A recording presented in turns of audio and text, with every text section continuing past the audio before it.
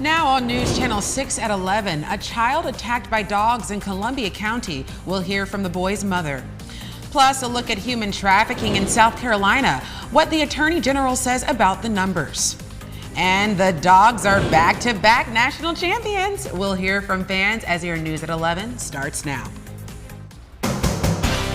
Live from Television Park, this is WJBF News Channel 6 at 11. Good evening, everyone. I'm Tiffany Hobbs in for Brad and Jenny. Thank you so much for joining us. Coverage you can count on begins with a 6-year-old hit by a bus in Columbia County. According to the sheriff's office, a 6-year-old child was run over by a bus while riding a go-kart in the River Island subdivision in Evans. There is currently no word on the child's conditions, but we will bring you updates on this story as they become available. An 11-year-old Columbia County boy still in the hospital after he was attacked by 3 dogs last week. I spoke with the boy's mother about the incident and what the road to recovery will look like. We'd like to warn you that some images may be disturbing. Viewer discretion is advised. No child should have to be afraid to ride a bike in their own neighborhood because they're afraid a dog is going to attack them. Erica's son, Justin, was riding the bike he'd gotten for Christmas back home, trailing behind his older brother and cousin. Before he could make it home, he was pulled into a ditch and attacked by 3 pit bulls. If my nephew had not heard him screaming, my child would have been dead in that ditch. Justin was taken to Augusta University Hospital by EMS. According to his mother, over 80% of his body is covered in wounds, including his scalp and face. Even as his mom, I don't even know where to touch him because there's not an inch of him that is not covered in a bruise or cut staple. It's sad that it took my child ended up in this position for Columbia County to finally say, hey, we're going to do something about it. Following the incident, Columbia County released a statement that said in part, Animal Services has had limited interactions with the owner of these particular dogs, and warnings for allowing the dogs to run free were issued. The owner of the dogs, Bert Baker, was arrested and charged with reckless conduct before being released on bail. Justin's mother has set up a GoFundMe page to cover medical bills. The goal has nearly been reached. When he finally wakes up, I'm going to be so glad for him to see how much he's actually loved. And he loves people. He loves hugs. When we were taking him to the OR today, they let me walk with him. And he was coming out of sedation, and he looked at me, and he was like, hug, hug. So they let the rails down and let me hug on him for a little bit before he went back. Doctors tell Justin's mother the road to recovery will be long. Still, she continues to have faith that her aspiring policeman will continue to be strong and full of joy. He fought, and he fought hard, and I'm going to tell him how tough he is and that he did prove that he's got it to be a policeman one day. And he'll have a great testimony to tell behind it. For more on Justin's story, visit us at WJBF.com. A new report shows a substantial increase in human trafficking in South Carolina. 124 cases were reported in South Carolina last year. Attorney General Alan Wilson says they have spent the year training state law enforcement and victim service providers on how to identify a victim of human trafficking. Oftentimes we get calls from people in local county government saying, are we really that bad? I'm like, no, that's just where the reports are coming from. You could have far more activity in another county, but people aren't making the call. So this is a metric of awareness in that community or that county, not a metric of activity. We don't know what we don't know. Wilson says they're adding 4 more regional task forces this year to deal with human trafficking. Chief Meteorologist Tim Miller joins us for a check of the forecast. Well, take a look outside. This is our Taryn Lambert Hyundai Skyview cam. It's all quiet night, and it's going to be a little chilly night, but what a beautiful day. 61 was our high temperature for today. Average is 59. Started out this morning at 45. The average is 35. We'll be closer to average, and it still can get cold. We're not done with that yet. 5 degrees in 1970 was the record low for this day. Beautiful conditions outside now. We're looking at clear skies. We do have a few high clouds starting to roll on in. This is our satellite view. You notice high pressure behind me. That's going to be our friend here over the next several days. But these little clouds are rolling on in. Very, very thin clouds, so it's not going to help hold the temperatures up too much. And notice all the brown or orange you see on the screen. A lot of this is going more pushing off towards the east now, towards South Carolina, but this is mighty, mighty dry air. And dry air heats up and cools off quickly, and that'll be the case for us as we get into tonight into tomorrow. So 34 degrees, the overnight low for tonight. We'll call it just a few clouds, rather chilly though. Tomorrow morning, grab that coat off to school at 34, but notice we're at 63 with mostly sunny conditions coming up for your Tuesday. And here's the day planner for tomorrow. Again, it's looking really, really nice with abundant sunshine and temperatures holding into the 60s, which of course is above average. And we're going to continue this trend for the next couple days here. We'll be pushing near 70 degrees by the time we come to Thursday. There should be an asterisk though next to Thursday because there is a chance for some thunderstorms and maybe some strong storms as well. We'll dive into all of that. I'll give you the full forecast of what we're expecting for the rest of this week coming up. The University of Georgia, now your football national champions. The Dogs defeated TCU 65-7. Nikita Dennis shows us how fans are celebrating. Many Bulldog fans are geared up watching the national championship game against Texas Christian University, hoping for a win. It's a regular Monday night for some, but for UGA fans, it's a chance for a second straight national championship. Fans stopped by Manny's Sports Bar in downtown Augusta to celebrate in front of the big screen. Defensive line's not really doing what I thought we wanted to do, but I mean, the offense is doing what we've done all season. So I mean, we're going to be fine. We're better coached than they are. We're more disciplined than they are. We're going to be fine. Dasher was confident the Dogs would hold their early lead. I expect to celebrate here because honestly, like, this place is incredible for even being open tonight. I mean, Manny's is a great bar, and I'm just really thankful they opened because a lot of places didn't open tonight. Academy Sports has its national championship gear out and ready to sell. The store staying open late to help fans celebrate. We'll open up shortly after the game is clinched. It won't be immediately after, but shortly after they clinch, we'll open up that morning or that night, shortly afterwards, and then we'll obviously open the next day with the same plan. Fans also say that they're just happy that sports bars like Manny's were open tonight so they could be able to have fun. In Augusta, Nikita Dennis, WJBF News Channel 6. Thank you, Nikita.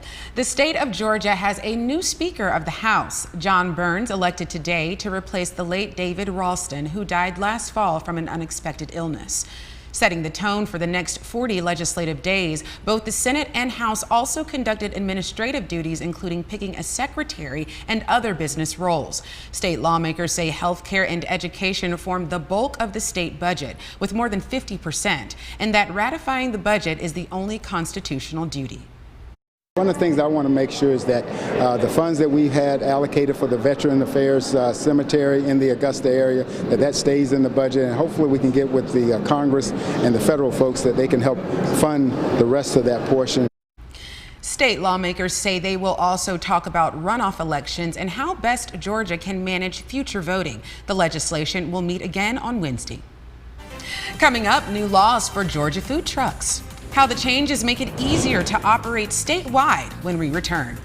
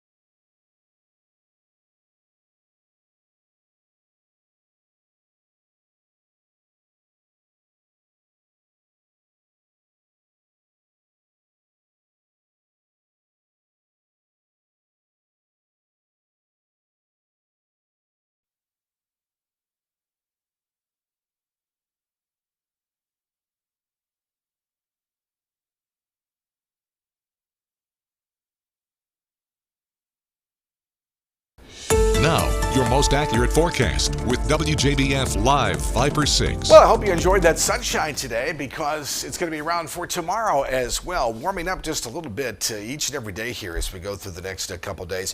Rain and some thunderstorms will start to move in by Thursday and a much cooler end to the week and into next weekend. It'll feel more like January. Right now, winter is sort of missing in action here, but it's going to rear its head. Clear skies tonight all across the CSRA and frankly all across the southeast. High pressure dominated the forecast. Look at these clouds though. I mean, they are quickly rolling in tonight. No rain with these clouds. Not going to help us much with temperatures. Like I said a few minutes ago, I think we're just going to call it partly cloudy for the most part. And we're right back to some sunshine coming up for tomorrow. I know the big weather story you've been hearing about, we've been talking about, is well out west. This is California, where it's been one rainy event after the other. Now, it's the rainy season really from December through March, but this is unprecedented. It's raining right now in California. There's more rain out towards the west, and it is marching its way in here with the jet stream just bringing these systems into California one after the other. Big time snows here in parts of the Cascades where they're measuring snow in feet continually. Good news for California. They need the rain, but they don't need all this rain, and there's just a lot more coming. This will continue to sag towards the south, may bring some rain into parts of Arizona and New Mexico. Then that will feed into, believe it or not, our weather as we get in towards later on in the week. So tonight we're clear with our futurecast. Notice this high pressure sort of dances towards the south. That's going to be important because then we start to pick up a southwest wind. Wind around high pressure goes clockwise. So for us, that means warmer conditions. You will also notice as we get through the Tuesday time frame very quickly, notice these clouds starting to move in from the west by the time we get into Wednesday. So Wednesday we'll call mostly cloudy, and the development out west will be our next storm system. That promises to be a very vigorous storm system. So as of tonight, this is what we're looking ahead here. This is Thursday morning at 8 o'clock. Watch this line of showers and storms develop. It will move through Thursday night. It'll be a fast-moving system, and by Friday, it's done. What we're watching for is the element of severe weather. There's several elements to get severe weather, and right now, tonight, I'm not sold all those are together for us for Thursday. That may change tomorrow. Right, when more data comes in, we'll analyze the data, go from there. So no alert day yet for Thursday, but again, that may change for tomorrow. If all the elements are there, then we'll issue the alert day for the potential of severe weather. I got to show you this. This is pretty interesting. This little blob here you see, 15% probability of severe weather. Storm Prediction Center issues this 4 days out. That's pretty significant at any time of year, but somewhat unheard of for January. And 15% may not sound like a lot, but it's something that calls our attention once we see something like that. Again, we'll be watching this over the next 24, 36 hours. Tonight, it's chilly, 34 in Augusta, 36 in Aiken, 36 in Waynesboro, Barnwell, Bamberg, the same, 63 for our high tomorrow. We'll do a 60 in Aiken. Generally speaking, all of us will either be at normal or perhaps a little bit above. There's our day timer for tomorrow. Again, a really nice forecast as we get into the next couple days here. It'll be really nice at 63 for tomorrow afternoon. There's our 66 for Wednesday, 70 with Thursday storms, which most likely will be evening. Then you'll notice the cool down as we get in towards the weekend with a 30, maybe even some upper 20s by the time we get into Saturday morning. That's your forecast. A new Georgia law makes it a bit easier for food trucks to move around the Peach State. House Bill 1443 does away with the need for a permit and inspection in each county that a food truck conducts its business.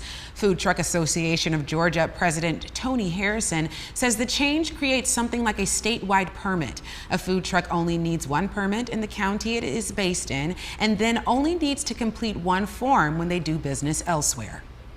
When you get ready to go out, you don't have to go through all the red tape now. You know, having this one permit to be able to travel for multiple counties is a great thing. It's a cost saver too. You know, obviously we have our permit at our commissary and our home base, but being able to move around freely in all the counties without having to go through that process has saved a lot of money and also a lot of time as well too. The new law went into effect January 1st. Still ahead, President Biden meeting with North American leaders. How the Biden administration is working to fix immigration issues at the border.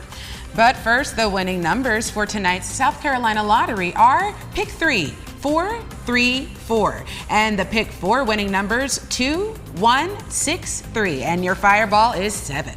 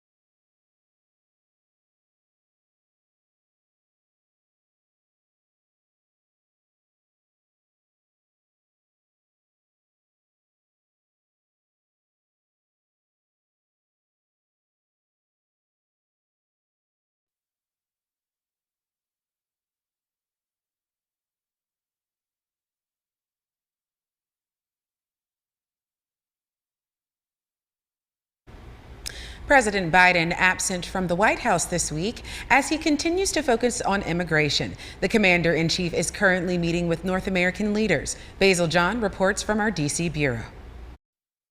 Good evening. The president had received criticism for not putting enough attention on the issue at the border, as a record number of migrants have crossed into the U.S.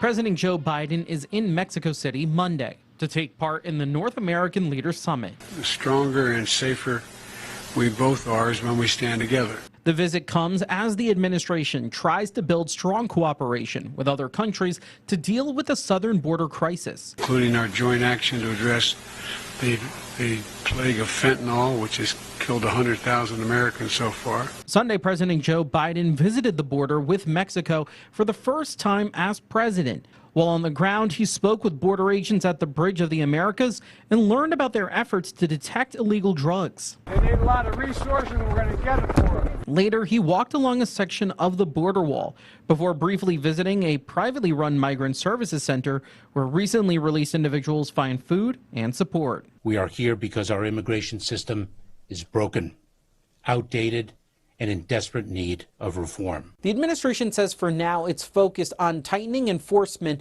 and improving the system as more migrants cross the border. Reporting in Washington, I'm Basil John. The president is still pushing for the student loan forgiveness plan. This comes as the U.S. Supreme Court is about to consider two challenges to the proposal next month. The administration says the Federal HEROES Act gives the president authority to use Education Department money for student debt relief. Justices would have to decide if the loan forgiveness program should continue when some argue the pandemic national emergency that prompted the debt relief has effectively ended. The real wild card for February is not the merits of this case, but rather the question of standing and whether the states in the Nebraska case or the two private parties in the Texas case have standing to sue. It would be really, really difficult, even for this Supreme Court, to hold that these plaintiffs have standing while still being consistent with their own prior standing decisions. The administration argues COVID has created, quote, continuing economic effects, justifying keeping the plan. A ruling is expected sometime in June. South Carolina's health department is offering a new resource for residents to access food. DHEC partnered with Clemson University to release a map showing environmental offices, health services, DSS offices, and food pantries across the state. The dots on the map include information about the agency, what's required, and the location. The department hopes the new tool will help increase food access and food security. Up next, an update on the condition of Buffalo Bills defensive back Damar Hamlin. Plus, a big piece is coming back for one more year at South Carolina in sports.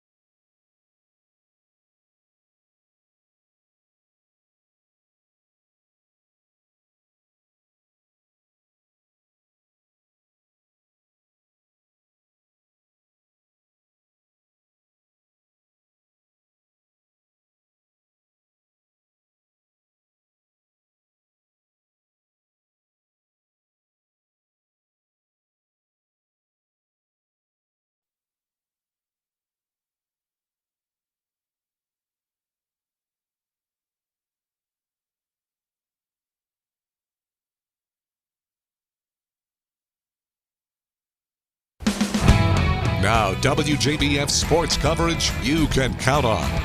If you're a Georgia Bulldogs fan or just a fan of college football in general, you're probably not watching me right now because there's a national championship game going on. But if you are watching me, we're going to be covering all of the excitement from that game tomorrow on Good Morning Augusta.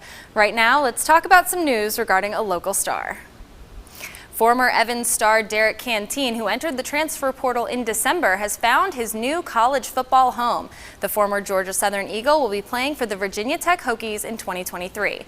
He led the nation in interceptions in 2020, and we look forward to seeing him ball out this season. And good news, Gamecock fans. Leading receiver Juice Wells announced on his Twitter that he will be running it back for one more year next season. Wells transferred to Carolina this season from James Madison University. He finished the season with 68 catches, 928 yards, and 6 touchdowns. Now we're just waiting to hear from quarterback Spencer Rattler, who is still deciding what his next step will be. Doctors are calling Damar Hamlin's recovery remarkable as the Bills' safety has been released from the hospital. Hamlin is now back home in Buffalo. So for more on his health update, we turn to ABC's Morgan Norwood.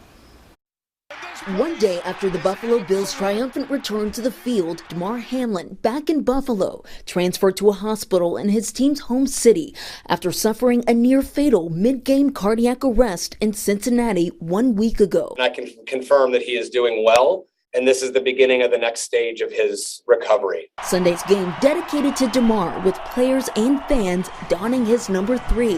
At midfield, a tribute honoring the first responders who saved Hamlin's life. And then, the opening kickoff return. An opening kickoff return for Damar Hamlin. Damar Hamlin watching the game from his hospital room in Cincinnati, posting this photo with his parents, holding up that signature heart. And he wasn't the only one. Bills tight end Dawson Knox scoring, touchdown, holding up that heart, saying to the camera, "I love you, Damar." And Hamlin answering back on Twitter, saying, "I love you too," as the Bills beat the Patriots 35-23. It was a big game. Glad we did it for number 3. All across the league, love for Damar, with players wearing the phrase on their shirts. Every player from the Titans-Jaguars game meeting at the 50-yard line to pray. Did we win was the first question Damar Hamlin had when he opened his eyes for the first time in the hospital. His team answered for him on Sunday, securing a trip to the playoffs. It was spiritual. It really was. Bone chilling. It was special. Doctors say Damar Hamlin began walking around his hospital room in Cincinnati on Friday. They add that his return to New York is another positive development in his recovery. I'm Morgan Norwood, ABC News, New York.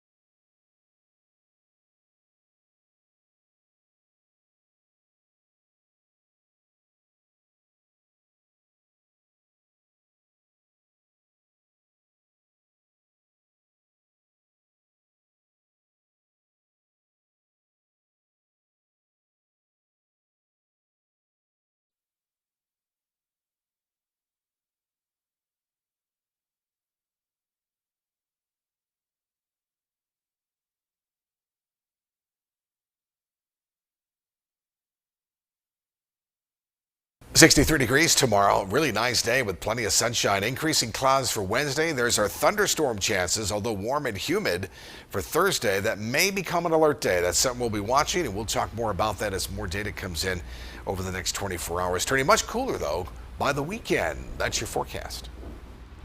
Tomorrow is your last chance to test your luck and grab a lottery ticket. No one won Friday night's Mega Million jackpot, pushing it up to $1.1 billion.